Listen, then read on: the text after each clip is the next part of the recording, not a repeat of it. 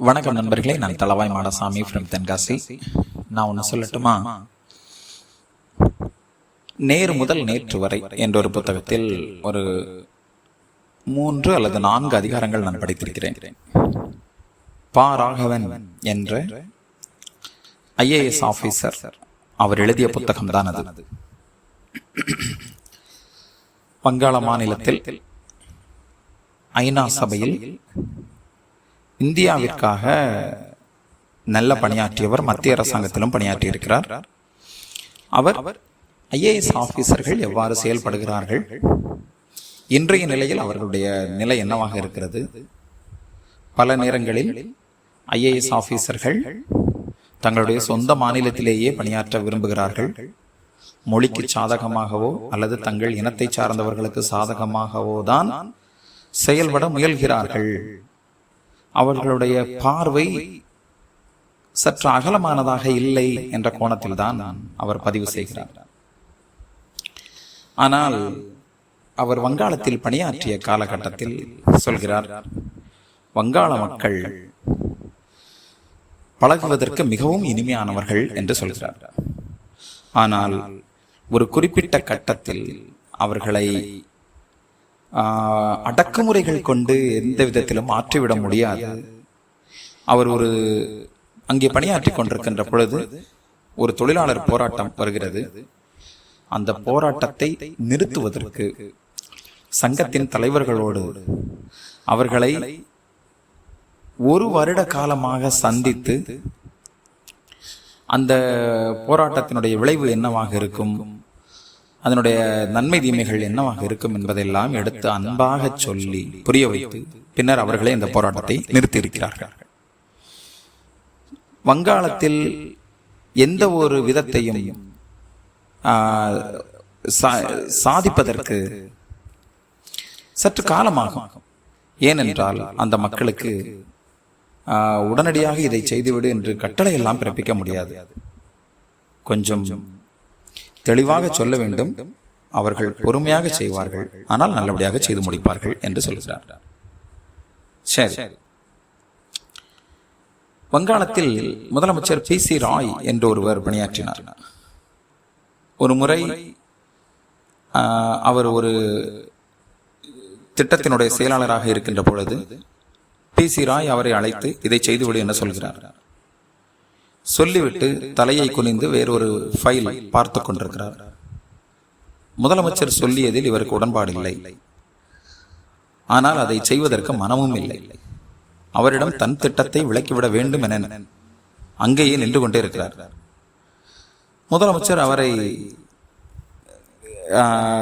அவர் நிற்பதை அவர் பார்க்கவில்லை. தான் நிற்கிறேன் என்பதற்கான சமிக்கைகளை அவர் கொடுத்து கொண்டிருக்கிறார். நீ இன்னும் போகவில்லையா, அதை செய்ய சொன்னேனே என்று சொல்ல உடனடியாக ஒரே மூச்சில் முதலமைச்சர் சொன்ன திட்டத்தினுடைய தீமைகள் என்னவாக இருக்கும் என்பதை எல்லாம் எடுத்து சொல்லிவிட்டு இதை செய்யாமல் விடுத்தால் எத்தகைய நன்மை விளைவிக்கும் அரசாங்கத்திற்கு கிடைக்கும் என்பதை எல்லாம் எடுத்து சொல்லி இருக்கிறார். பரவாயில்லை, நீ பதவிக்கு வந்து கிட்டத்தட்ட அதிகாரியாக பதவியேற்று ஒரு 6 ஆண்டு காலம் தான் ஆயிருக்கிறது. ஆனால் நிறைய தெரிந்து வைத்திருக்கிறாய், உன் திட்டப்படியை செயல்படட்டும், சென்று வா என்று சொன்னாராம். ஆனால் அவர் அதையெல்லாம் விளக்கிவிட்டு தமிழகத்தில் முதலமைச்சர் சொன்னதை செய்யாமல் விட்டால் என்னவாக இருக்கும் என்பதையெல்லாம் எடுத்துச் சொல்கிறார். மரியாதைக்குரிய ஜோதிபாசு அவர்கள் இந்தியாவிலேயே நீண்ட நாட்கள் முதலமைச்சராக இருந்தவர். ஒரு மாநிலத்தினுடைய முதல்வராக நீண்ட நாட்கள், கிட்டத்தட்ட 23 ஆண்டுகள் முதலமைச்சராகவே தொடர்ந்திருக்கிறார். அவர் ஒரு முறை தேர்தல் பிரச்சாரத்தின் போது சற்று விதிமுறைகளை மீறி செயல்பட்டிருக்கிறார்.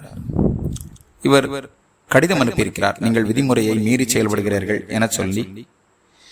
அதற்கு ஜோதிபாசு அவர்கள் நீண்ட தன்னுடைய விளக்கத்தை ஒரு கடிதம் மூலமாகவும் தெரிவித்து நேரடியாகவே இவருடைய அலுவலகத்தில் வந்து தன் தரப்பு நியாயத்தை எடுத்துச் சொல்லியிருக்கிறார். ஒரு தேர்தல் பிரச்சாரத்தின் போது கூட வங்காளிகள் அதிகாரிகளுக்கு நல்ல மரியாதை கொடுத்திருக்கிறார்கள்.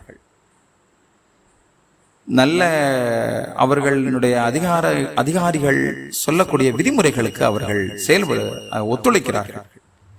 அப்படி என்பதை இவர் வங்காளத்தில் நடந்த செயல்பாட்டின் மூலம் மரியாதைக்குரிய ஜோதிபாசு அவர்கள் எவ்வாறு நடந்து கொண்டார்கள் என்பதை எல்லாம் எடுத்துச் சொல்கிறார். மத்திய அரசு பணியில் இருக்கும் பொழுது ஒரு திட்டத்தினுடைய செயல்பாடு தனக்கு பிடிக்கவில்லை என சொல்ல அதை விலாவாரியாக கடிதம் எழுதி செயலருக்கு அனுப்புகிறார். ஏற்கனவே பிரதமர் உட்பட அனைவரும் கூடிய கூட்டத்தில் தான் அந்த முடிவை எடுக்கிறார்கள். ஆனால் செயல்படுத்த வேண்டியவர் இவர். அந்த திட்டத்தினுடைய செயல்பாடு தனக்கு பிடிக்கவில்லை என்பதை அந்த செயலருக்கு எழுத அந்த செயலர் படித்துவிட்டு அதை துணை பிரதம மந்திரியாக இருந்த குல்சாரிலால் நந்தா அவர்களுக்கு அனுப்ப குல்சாரிலால் நந்தா படித்துவிட்டு பிரதம மந்திரியாக இருந்த லால் பகதூர் சாஸ்திரி அவர்களுக்கு அனுப்பியிருக்கிறார். லால் பகதூர் சாஸ்திரி தன் கைப்பட எழுதியிருக்கிறார். அதில் திட்டத்தினுடைய விளைவுகள் என்னவாக இருக்கும் என்பதை நீ ஜனநாயக முறையில் மிக தெளிவாக எடுத்துச் சொல்லியிருக்கிறாய். இது ஒரு விவாதம். எங்களுடைய கட்டளைகளுக்கு நீ கட்டுப்பட்டு நடக்க வேண்டும் என விரும்பவில்லை. உங்கள் தரப்பு நியாயங்களை ஜனநாயக முறைப்படியில் ஒரு விவாதமாக எடுத்து வைத்திருப்பது மிகவும் பாராட்டிற்குரிய ஒன்று என எழுதியிருக்கிறார். பா. ராகவன் அதிகாரியாக இருந்த பொழுது தன்னுடைய தரப்பு நியாயத்தை அரசியல்வாதிகளுக்கு அல்லது தலைவர்களுக்கு, இந்திய நாட்டை ஆட்சி செய்பவர்களுக்கு மனதில் இருக்கக்கூடிய கருத்தை அப்படியே தெரிவித்திருக்கிறார். ஆனால் அதுவும் ஒரு பாராட்டிற்குரிய ஒன்றாக இருந்திருக்கிறது என்பதை நினைத்தால் அவை அனைத்தும் காலத்திற்கேற்றவாறு மாறிக்கொண்டே வருகிறது. இன்றைய சூழ்நிலையில் அப்படிப்பட்ட அரசியல் தலைவர்கள் இருக்கிறார்களா என கேள்வி கேட்க வேண்டியதும் இருக்கிறது. அப்படிப்பட்ட அதிகாரிகள் இருக்கிறார்களா என கேள்விக்குரிய விஷயமாகவும் அது இருக்கிறது. இவர் பயிற்சி பெற்ற IAS தேர்வில் வெற்றி பெற்று இவருக்கு ஒரு 6 மாத காலம் பயிற்சி கொடுக்கிறார்கள். பயிற்சி பள்ளி என்றால் அதையும் அவர் விளக்குகிறார். முன்பெல்லாம் பயிற்சி பள்ளிகளாக இருந்தது. பள்ளி என்றால் அதற்கு ஒரு தலைமை ஆசிரியர் இருப்பார். அந்த தலைமை ஆசிரியர் உள்துறையினுடைய மிகப்பெரிய பொறுப்பில் இருப்பார். ஒரு செயலாளர் அந்தஸ்திற்குரிய பொறுப்பில் இருப்பார். அவர் அவ்வப்போது பாடம் நடத்துவார். ஆனால் வாரத்தில் ஒரு முறையோ அல்லது 2 முறையோ மட்டும்தான் பள்ளிக்கு வருவார். அவர் பள்ளியினுடைய நடவடிக்கைகளை கூர்ந்து கவனிப்பார். இவர் பயிற்சி பெறும் பொழுது ஒரு தலைமை ஆசிரியர் ஒருவர் இருந்திருக்கிறார். அவருடைய பெயர் தெரியவில்லை. பெயரை அவர் அந்த புத்தகத்திலும் குறிப்பிடவில்லை. ஆனால் அவர் ஒரு செய்தியை எடுத்தால் பல கோணங்களில் அலசி ஆராய்ந்து ஒரு IAS அதிகாரியாக பயிற்சி பெறுபவர்கள் எத்தகைய கோணத்தில் எல்லாம் சிந்திக்க வேண்டும் என்ற வகையில் அவர் எடுத்துச் சொல்வாராம். இவர் தன்னுடைய நண்பர் ஒருவரை அழைத்து, நீ ஒரு கேள்விகள், நம் தலைமை ஆசிரியர் அதற்கு 5 நிமிடத்தில் பதில் சொல்லிவிட்டால் நான் உனக்கு 5 ரூபாய் தருகிறேன் என்று சொல்லியிருக்கிறார். 1952ஆம் ஆண்டு 5 ரூபாய் என்றால் நீங்கள் கற்பனை செய்து கொள்ளலாம். சரி, தலைமை ஆசிரியர் வந்திருக்கிறார். இவர்களுக்கான பாட வேலை ஆரம்பிக்க போகிறது. பா. ராகவன் சொன்னபடி அவருடைய நண்பர் எழுந்து கேள்வி கேட்கிறார். Sir, what is your date of birth என்று கேட்கிறார். நீங்க உங்களுடைய பிறந்த தேதி என்னவென்று கேட்கிறார். தலைமை ஆசிரியர் கேட்கிறார், நீ எந்த கேலண்டர் படி கேட்கிறாய்? கிரிகோரியன் கேலண்டரா, ரோமானியன் கேலண்டரா, எகிப்திய முறைப்படியான கேலண்டரா அல்லது தமிழ் முறைப்படியிலான கேலண்டரா? ஒவ்வொரு கேலண்டருக்கும் ஒவ்வொரு தேதி வாரியாக வித்தியாசப்படும். நான் ஒவ்வொரு தேதியையும் உனக்கு தனிப்பட்ட வகையில் குறிப்பிட்டு சொல்கிறேன், இதோ குறிப்பெடுத்துக்கொள் என சொல்லி 1/2 மணி நேரம் அந்த பிறந்த தேதியை விளக்கினாராம். பா. ராகவன் நினைத்து கொண்டார், நல்ல வேளை 5 ரூபாய் தப்பியது என சொன்னார். ஆமாம் நண்பர்களே, இவ்வாறு கொஞ்சம் சுவாரஸ்யமான சம்பவங்கள் எல்லாம் அதில் நமக்கு இடம்பெற்றிருக்கிறது. ICS ஆபீசர்கள் சுதந்திரத்திற்கு முன்பதாக அவர்கள் இங்கிலாந்தில் சென்றுதான் தேர்வு எழுத வேண்டிய நிலை இருந்தது. ஆனால் அதன் பின்புதான் IAS என்ற வார்த்தை இங்கு மாற்றப்பட்டிருக்கிறது. சுதந்திரத்திற்கு பின்பு அப்போது உள்துறை அமைச்சராக இருந்த மரியாதைக்குரிய வல்லபாய் பட்டேல் அவர்கள் இந்தியன் அட்மினிஸ்ட்ரேட்டிவ் சர்வீஸ் என்று அந்த வார்த்தையை அவர் மாற்றியிருக்கிறார். சொல்லப்போனால் ஐசிஎஸ் ஆபீசர்களினுடைய அறிவு தேவையே இல்லை என்று இருந்த காலகட்டத்தில், என்று நினைத்த காலகட்டத்தில் வல்லபாய் பட்டேல் அவர்கள் சொல்கிறார், இல்லை இல்லை, அவர்களுடைய அறிவு, அவர்கள் ஆங்கில அரசாங்கத்திடம் சென்று கற்றுக்கொண்டிருந்தாலும் கூட அந்த அறிவு நமக்கு நிச்சயம் பயன்படும், எனவே அதை ஐஏஎஸ் என மாற்றிக்கொள்ளலாம் என சொல்கிறார். இவ்வாறு பல்வேறு விஷயங்களை இந்த புத்தகத்தில் விவரித்திருக்கிறார் ராகவன் அவர்கள். அவர்களுக்கான பயிற்சி ஒரு குறிப்பிட்ட விதமான பயிற்சி ஒன்று இருக்கிறது. காலையில் 5 மணிக்கு எழுப்பி விடுவார்கள். அரை மணி நேரம் எக்ஸசைஸ் முடித்த பின்பு குதிரை ஏற்ற பயிற்சி என்றெல்லாம் இருந்திருக்கிறது. பாரசீகம் அல்லது அரேபிய நாட்டிலிருந்து இறக்குமதி செய்யப்பட்ட ஆளுக்கு ஒரு குதிரைகள் கொடுப்பார்கள். அந்த குதிரைகளை அவர்கள் முதலில் கட்டுப்படுத்த தெரிந்திருக்க வேண்டும். குதிரையில் ஏறி அவற்றில் சவாரி செய்து காட்ட வேண்டும். இது ஒரு நாள் மட்டும் பயிற்சி அல்ல. அவர்களுக்கான குதிரை கொடுக்கப்படும். அவர்கள் அதை தன் கட்டுப்பாட்டில் கொண்டு வந்து எத்தனை நாளில் அதில் சவாரி செய்ய முயற்சி செய்கிறார்கள், அதை பொறுத்து அவர்களுக்கான மதிப்பெண்கள் கூடும் அல்லது குறையும். எத்தனை நாட்கள் தங்களுடைய உழைப்பை செலுத்தி அந்த குதிரையை தங்களுடைய கட்டுப்பாட்டில் கொண்டு வருகிறார்கள் என்பதை பொறுத்து அவர்களுடைய மதிப்பெண்கள் கூடும் அல்லது குறையும். குதிரை. இன்னொன்று, காலையில் எழுந்து மிக வேகமாக ஓட வேண்டும். ராகவன் அவர்களுக்கு உடற்பயிற்சி என்பது மிகவும் கொடூரமான விஷயமாக இருந்திருக்கிறது.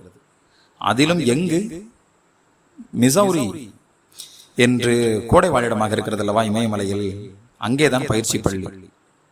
சோ கிட்டத்தட்ட ஒரு 30-40 பேர் ஒரு 5 அல்லது 6 கிலோமீட்டர் ஓட வேண்டும்.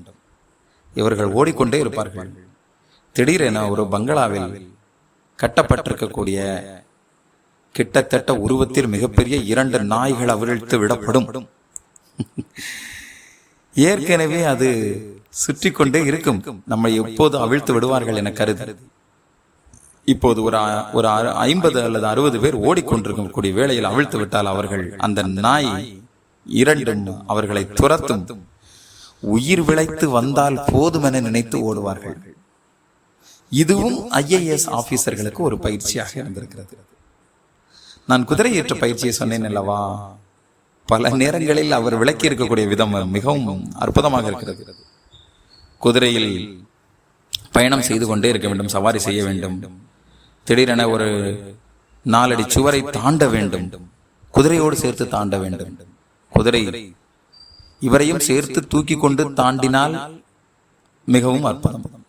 பல நேரங்களில் குதிரை தாண்டும், ஆனால் குதிரை மீது அமர்ந்திருக்கக்கூடியவர் பின்னால் விழுந்து எழுந்து உயிரோடு தப்பித்து தன்னுடைய பள்ளிக்கு வந்தாலே அதுவே மிகப்பெரிய விஷயமாக இருக்கும் என சொல்கிறார்.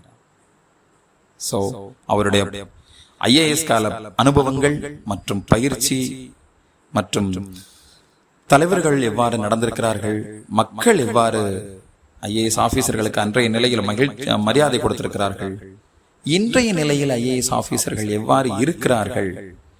பல நேரங்களில் பயிற்சி பள்ளிகள் இன்று கிட்டத்தட்ட திருமண மாலை மாற்றிக்கொள்ளக்கூடிய மண்டபங்களாக மாறி இருப்பதாக சொல்கிறார். ஆமாம், அங்கேயே பயிற்சி பெறக்கூடிய ஆண்களும் பெண்களும் இருவரும் ஐஏஎஸ் ஆபீசராக இருந்தால் மிகவும் நல்லது தானே என நினைத்து மாலை மாற்றிக்கொள்ளக்கூடிய வழக்கங்கள் எல்லாம் இன்று அதிகமாக நடைபெறுவதாக சொல்கிறார்.